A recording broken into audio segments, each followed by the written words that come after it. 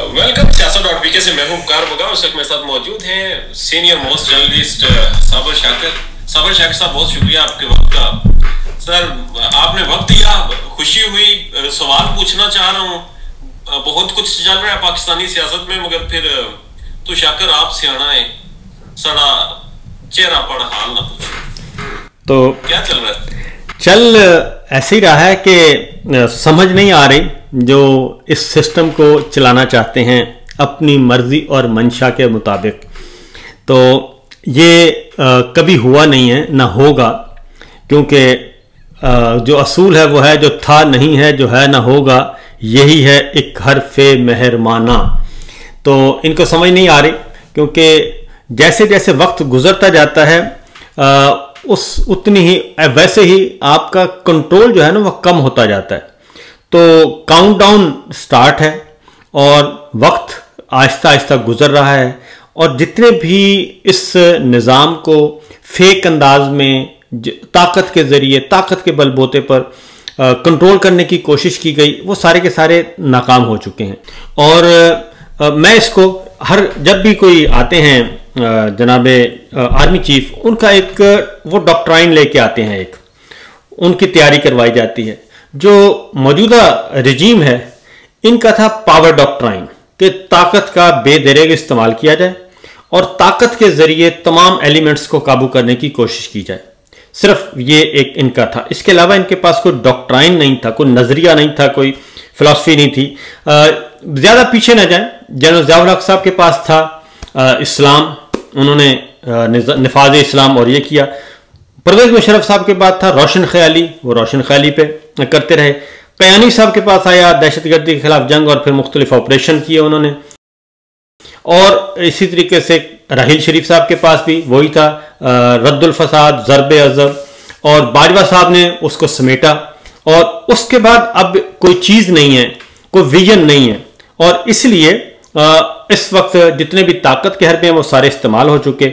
और इस रजीम ने जो बलूचिस्तान में जो इन्होंने इस्तेमाल किया था, स्ट्रेटजी इख्तियार की, वही स्ट्रेटजी इन्होंने पंजाब और पूरे पाकिस्तान में इंप्लीमेंट करने की कोशिश की।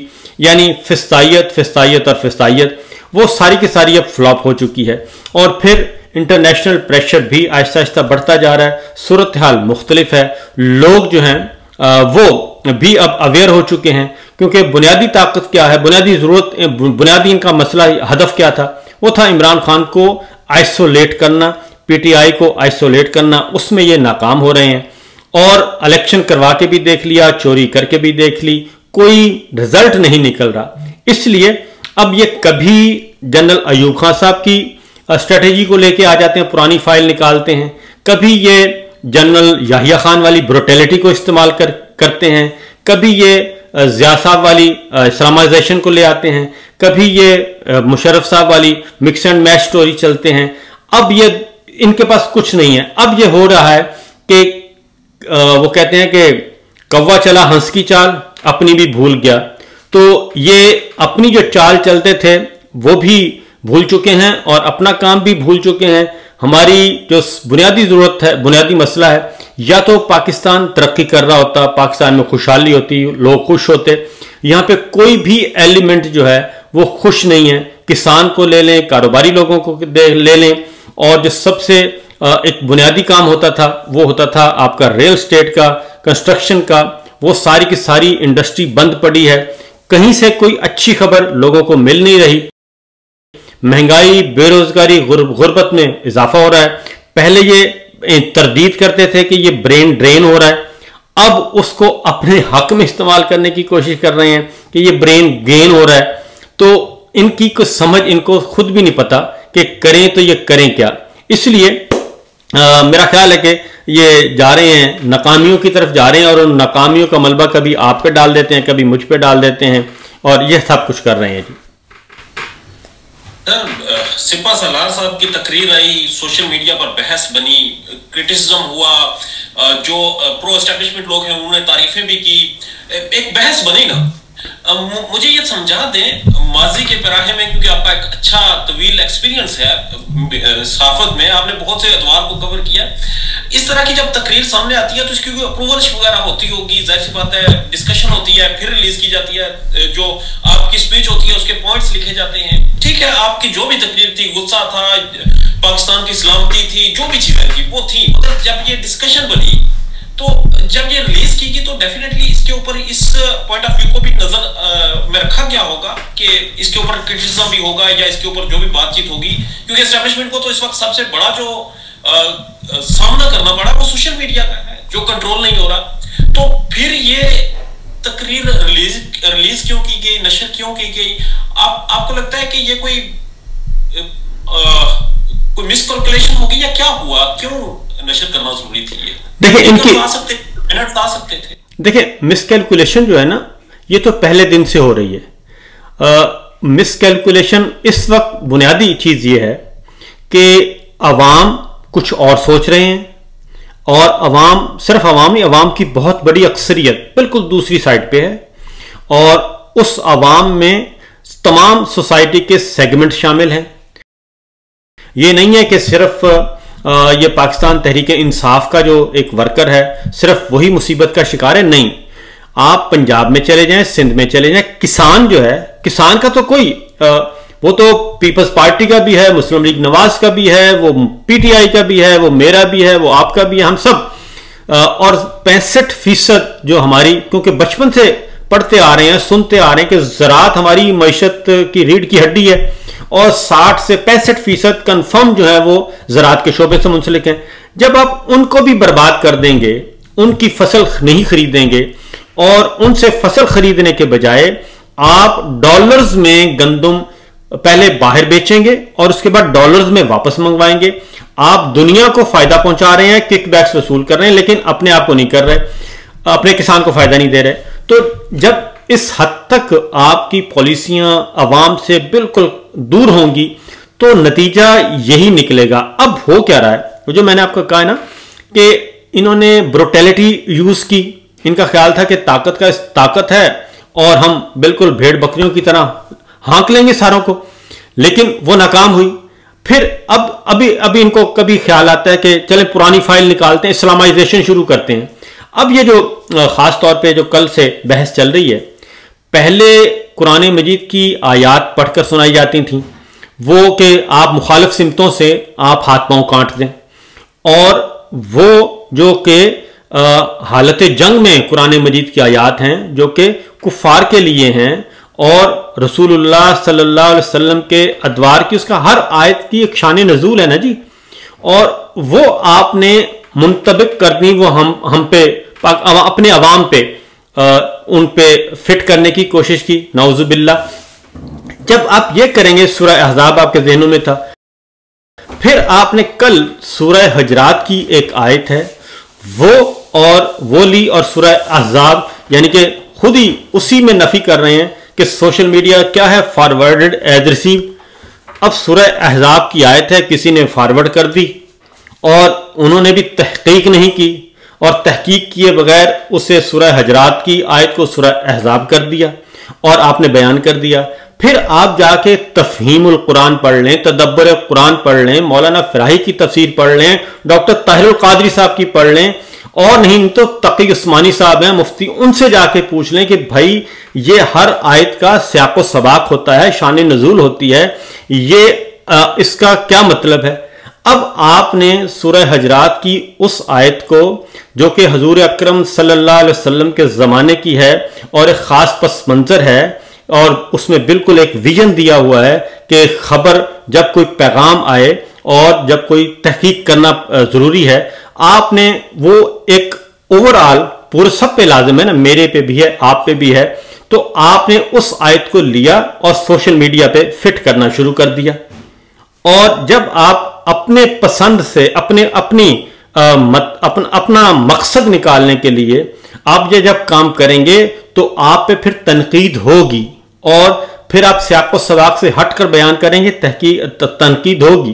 क्योंकि खबर तो जनाब मैं सवाल करना चाहता हूं कि जब आपके पास ये जो बेशुमार झूठे बेबुनियाद मुकदमात दर्ज हुए हैं और जो लोगों के कारोबार तबाह किए हुए हैं, लोगों को जेलों में डाला हुआ है और लोगों को अगवा किया जाता है, क्या इनको अगवा करने से पहले तहकीक की जाती है?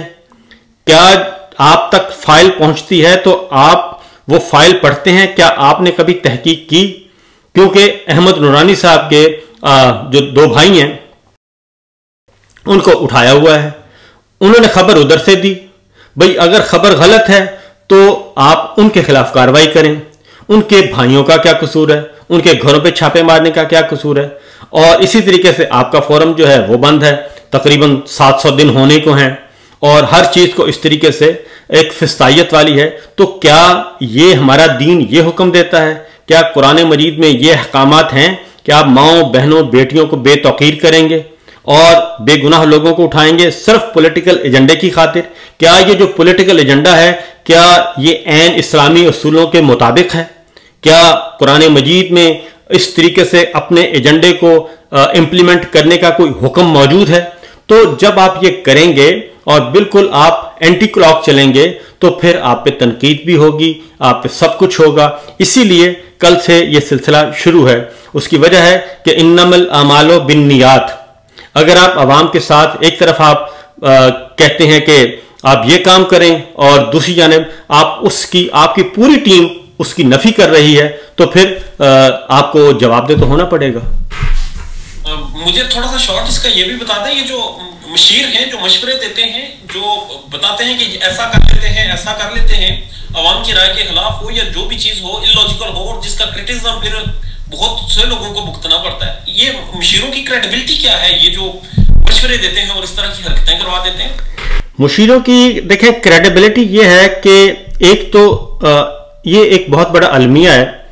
अगर बिग बॉस जो है, ये ओवरऑल मैं बता रहा हूं, बिग बॉस जो है अगर उसमें सुनने की सलाहियत ही नहीं, वो काउंटर कोई गुफ्तगू सुनना ही नहीं चाहता और लोग बता बता के थक जाएं और वो जो बात सही करे उस पर क्रॉस लगा दे, तो उसका नतीजा ये निकलता है कि फिर एक वक्त आता है आपके साथ कोई डिफर नहीं करता, फिर आपके इर्द गिर्द जी हजूरियाँ इकट्ठे हो जाते हैं और वो खूब फायदा उठाते हैं और अपने खांचे उन्होंने फिट किए होते हैं और बल्ले बल्ले करते हैं। ये सब कुछ इसी तरह होता है।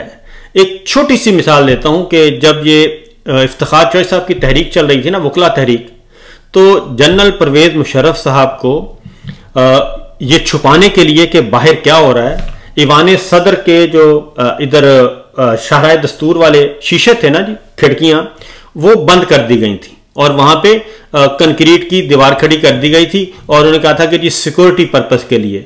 और वहां पे सुबह दोपहर शाम वजीर जाते थे उनके पास और कहते थे कि जनाब सर आप बहुत मकबूल हो रहे हैं, ये तो कुछ भी नहीं है, मुट्ठी भर लोग हैं, इनको छोड़ दें, आप बहुत मकबूल हो रहे हैं। यही बात ख्वाजा आसिफ साहब ने कही थी असम्बली के फ्लोर पे। पनामा आया तो उन्होंने कहा जी ये भूल जाएंगे मियाँ साहब, छड्डो परे, चंद दिनों की गल है, ये छड़ दो इन्हों। तो जब ये इस तरह के आ जाते हैं ना तो फिर लोग वो बिग बॉस तक फिर कोई भी बात नहीं करता, तो फिर बिग बॉस जो है वो बंद होता जाता है, उसके पास इंफॉर्मेशन महदूद होती जाती हैं। फिर बिग बॉस जो हुक्म देता है उसके जो नीचे होते हैं वो इंप्लीमेंट कर देते हैं। अब चूंकि पता है कि जी एजेंडा क्या है, एजेंडा पॉलिटिकल है, कोई सिक्योरिटी का एजेंडा नहीं है। एजेंडा ये है कि इमरान खान और पीटीआई को क्रश करना है।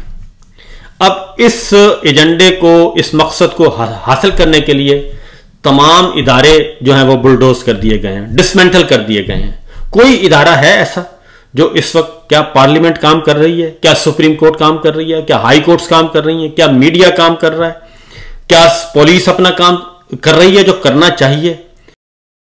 कोई ऐसा काम नहीं है। और सिर्फ एक ही आप वन पॉइंट एजेंडे के तहत उसको हासिल करने के लिए आप अपनी पूरी रियासती मशीनरी, हुकूमती मशीनरी उस पर लगा दें तो फिर आपको सही मशवरा भी कोई नहीं देता। वो कहते हैं ठीक है जनाब, जो साहब सुनना चाहते हैं वो करने दें, दंड पाते हैं। हाँ जी बिल्कुल ऐसा ही है, क्योंकि ये सारे चले जाएंगे और इनका ये लेगेसी में इनको क्या मिलेगा? मसला यह है कि ये तो अब इंसान को खुद को सोचना चाहिए ना। ये तो चले जाएंगे, किसी को प्रमोशन मिल रही है, किसी को ओहदे मिल रहे हैं, ये अपना, और सारा मलबा किस पे गिरना है? वो बॉस पे गिरता है, बिग बॉस पे गिरता है, कोई उससे छुटकारा नहीं हासिल कर सकता। इस सारी बहस में हमें यही चीज कंक्लूजन यही निकलता है, जो मैंने भी खुद भी ऑब्जर्व किया है, कि बिग बॉस के असल दुश्मन उनके अपने मशीर हैं, जो कि गलत गाइड करते हैं, मिस इन्फॉर्मेशन करते हैं, झूठ बोलते हैं, सारी चीजें। इवन के पिक का तो सोशल मीडिया की तरफ वजह से लाया गया, मगर मेन स्ट्रीम मीडिया पर जो खबरें चलती हैं वो कितने सच्ची होती हैं वो बेहतर जानते हैं। पर हम जो हमारी डिस्कशन है वो डाइवर्ट ना हो, तो ये सब खुद नुमाई का शौक इस कौम में है या मसला क्या है?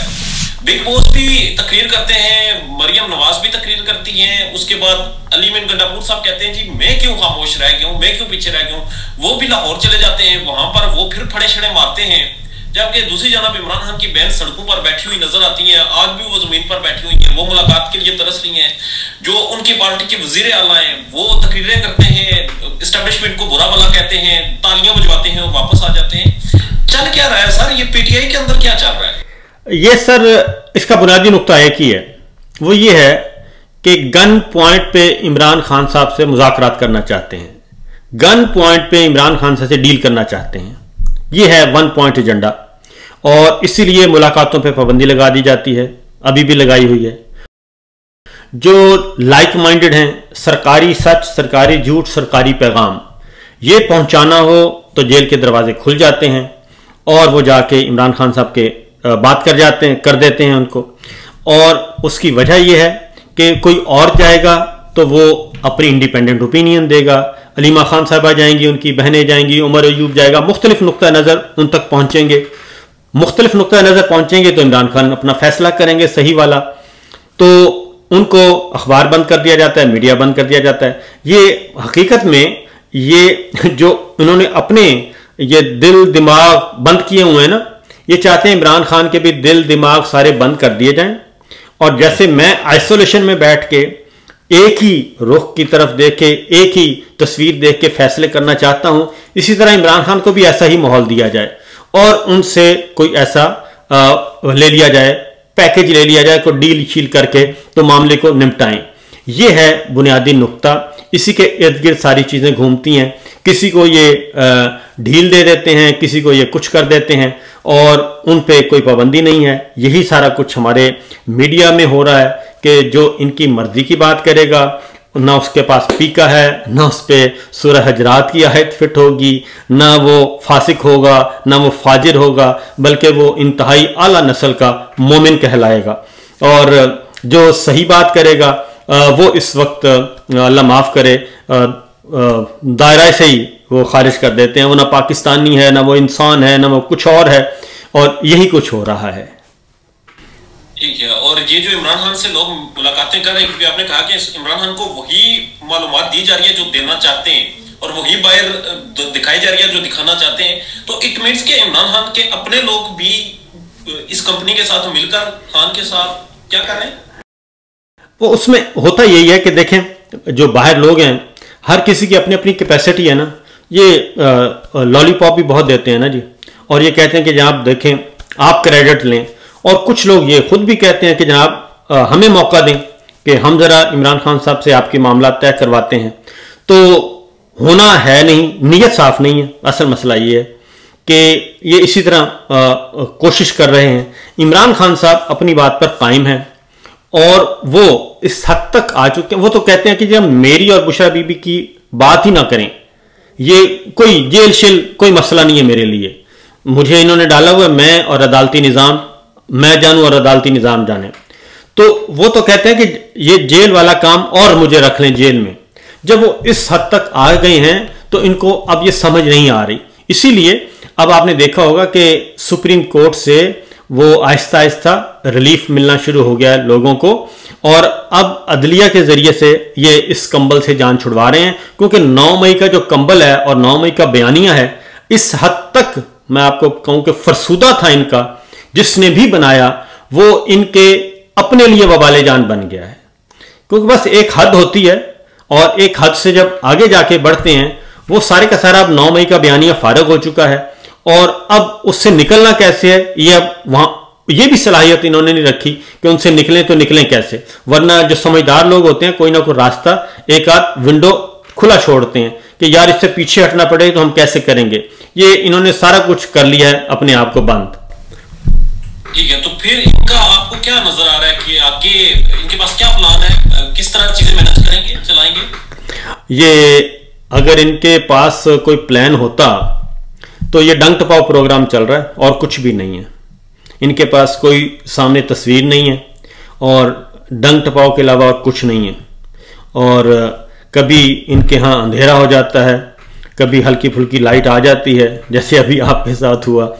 तो ये इसी तरह से ये सारा मामला चल रहा है। इनके पास कोई प्रोग्राम नहीं है, कोई प्लान नहीं है।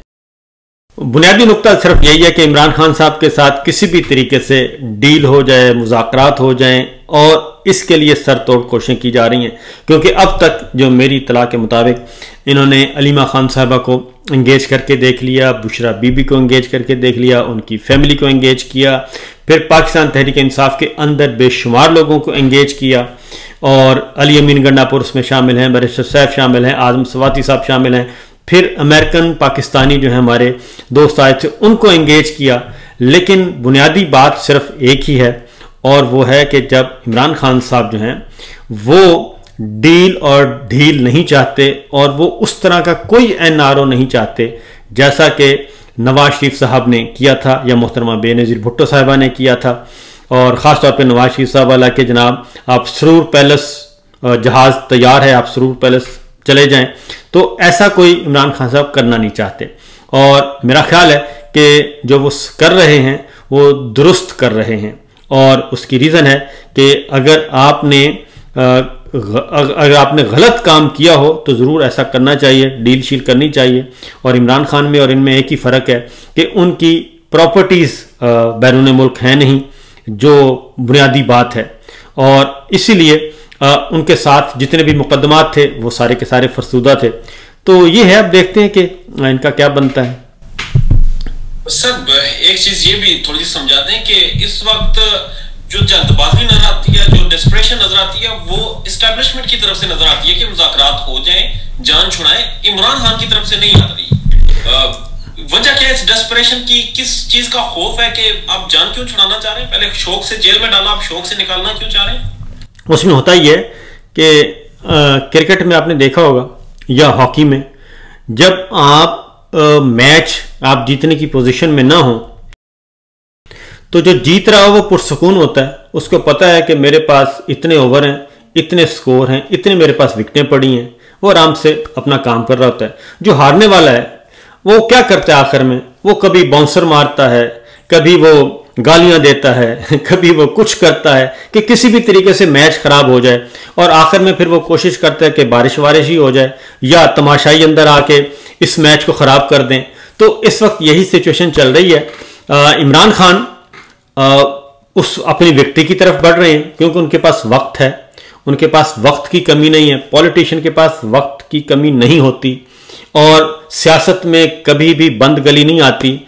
जबकि जो उनके ओपोनेंट्स हैं उनके पास बड़ा लिमिटेड टाइम होता है, और ये उनके लिए T20 वाली सूरत हाल है। इमरान खान साहब के लिए टेस्ट मैच है, वो आराम से खेल रहे हैं, और मुखालिफिन जो हैं वो परेशान हैं, और कुछ भी नहीं है।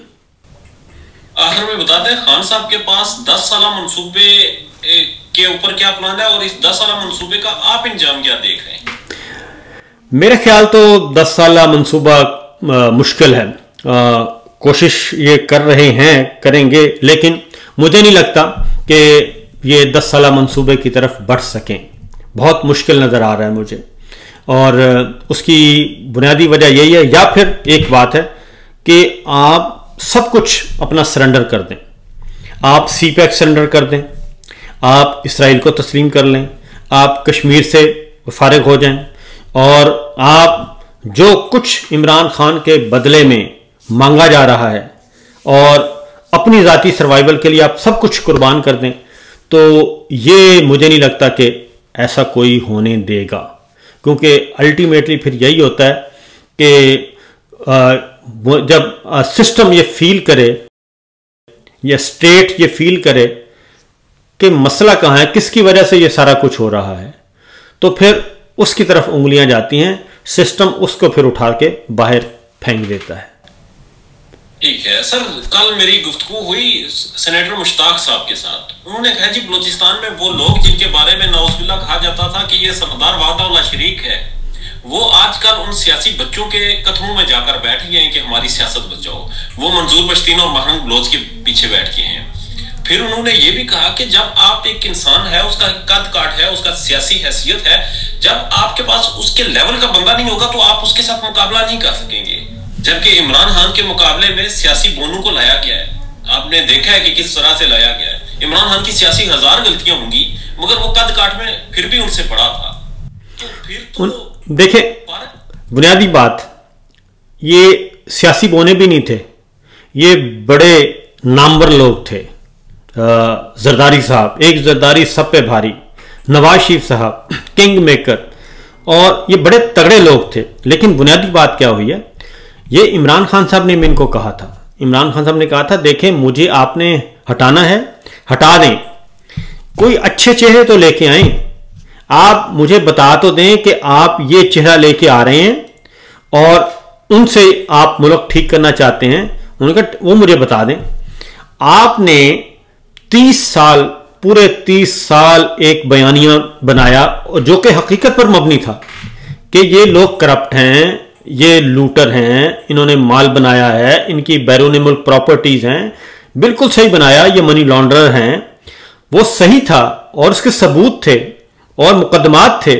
लेकिन आपने सिर्फ और सिर्फ अपने जाती सर्वाइवल के लिए आपने उस 30 साला बयानिए को, 30 साला मुवक्कफ को आपने रद्दी की टोकरी में डाला और मुझे और आपको और पाकिस्तान के अवाम को यह हुक्म दिया कि जनाब नहीं, यही है असल में नौरतन जिनकी वजह से पाकिस्तान बर्बाद हुआ, अब यही ठीक करेंगे।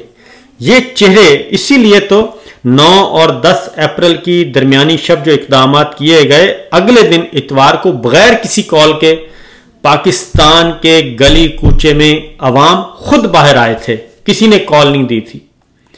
तो इनकी गलती है, इसीलिए इनको ये समझ नहीं आ रही कि ये इतना आसान नहीं है कि, और ये फिर एक बात मैं आपको बताऊं कि ये सिर्फ मेरा और आपका मसला नहीं है भाई। ये जो बयानियां 30 साल बनाते रहे हैं और जो बताते रहे हैं, वो इनके अपने बच्चे भी सुनते रहे हैं, इनके अपने घरों में इनके बच्चे सुनते रहे हैं। वो भी जो आज 30 साल का बच्चा है, वो 6 साल से इनके घर में बैठा ये बात सुन रहा है।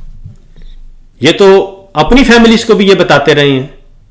तो इसीलिए तो आपका डिफेंस एरिया है, कैंट एरिया है, कंटोनमेंट एरियाज हैं, जहां जहां है उसका इंतखाबी नतीजा निकाल के देख लें 8 फरवरी का, कहीं से इनको वोट नहीं मिले। तो ये तो घर से हारे हुए हैं, तो ये कैसे मुमकिन है कि ये जीत जाए? जी हाँ। आखिर में बिल्कुल शॉर्ट कमेंट करते हैं बलूचिस्तान के ऊपर। सर, बलूचिस्तान में मादनियात भी है, बलूचिस्तान में इंसर्जेंसी भी है, बलूचिस्तान में सी पैक रूट भी है, और सिपा सालार साहब ने कैटेगोरिकली कह दिया जी आप 1500 बंदे भूल जाएं कि बलूचिस्तान हमसे ले। इसमें कोई शक नहीं कि कोई हमसे ले नहीं सकता, मगर बलूचिस्तान इस वक्त नो गो एरिया तो बना हुआ है। मेरे एक जानने वाले को सर 3 गुना ज्यादा तनख्वाह पर बलूचिस्तान में एक नौकरी मिल रही थी, मगर उसे किसी ने मशवरा दिया है कि भाई वो सोचना भी ना वहां जाने का, नॉन बलोची इंसान वहां नौकरी नहीं कर सकता। सर आप ये देखें कि सिपा सलार कह रहे हैं कि 1500 आदमी, ये तो अपनी नाकामी का इतराफ कर रहे हैं। वो अपनी नाकामी का इतराफ किया है कल उन्होंने कि हम 1500 आदमियों की वजह से पूरे सूबे में हम नाकाम हो चुके हैं। ठीक है, ये तो बहुत बड़ा नाकामी का इतराफ है। ये तो पूरी की पूरी चार्जशीट है कि इसका मतलब है कि वो 1500 आदमी जब चाहते हैं ट्रेन अगवा कर लेते हैं, जब चाहते हैं किसी सड़क पे कब्जा कर लेते हैं, जब चाहें वो किसी को मार देते हैं, जब चाहें वो आपके बंदे उठा लेते हैं, जब चाहें वो पाक अफगान सरहद को कंट्रोल कर लेते हैं, जब चाहें वो पाक ईरान सरहद को कंट्रोल कर लेते हैं। 1500 आदमी, यही इनका विजन है, यही इनकी, इसी से आप अंदाजा कर सकते हैं।